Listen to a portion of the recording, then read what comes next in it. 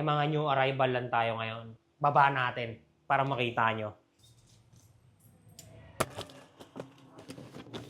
Ang lalaki oh.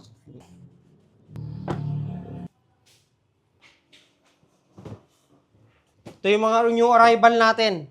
Baba natin pati yung tester.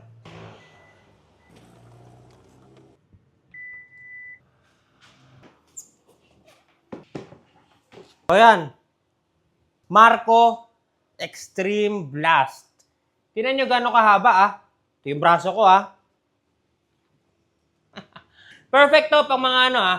Pang mga malalaking sasakyan na malalaking engine bay.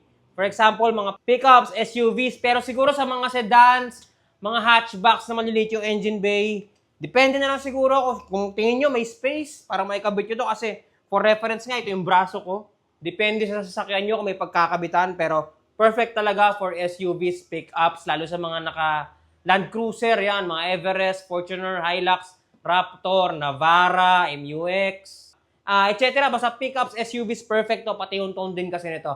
Ito, parinig ko sa inyo kung gaano kalakas, no? Let's go. Sound check natin, ha? Medyo malakas.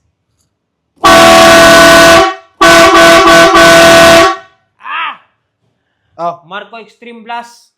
So, I don't encourage na ikabit nyo sa motor to kasi magmumukhang tanga yung motor nyo dito. Tsaka hindi ko alam paano nyo pagkakasyahin. Kayo mga magtatanong dyan kung pwede sa motor, bahala kayo. Pangkotse, pick-up, SUVs, malalaking sasakyan. Yes, perfecto.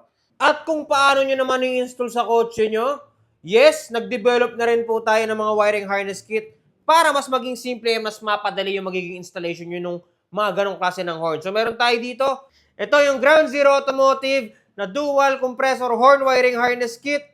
And meron din tayo ng Ground Zero Automotive na dual compressor horn harness kit with switcher na for automotive. So, ang function niyan is ganito siya. Ground Zero dual compressor horn wiring harness kit.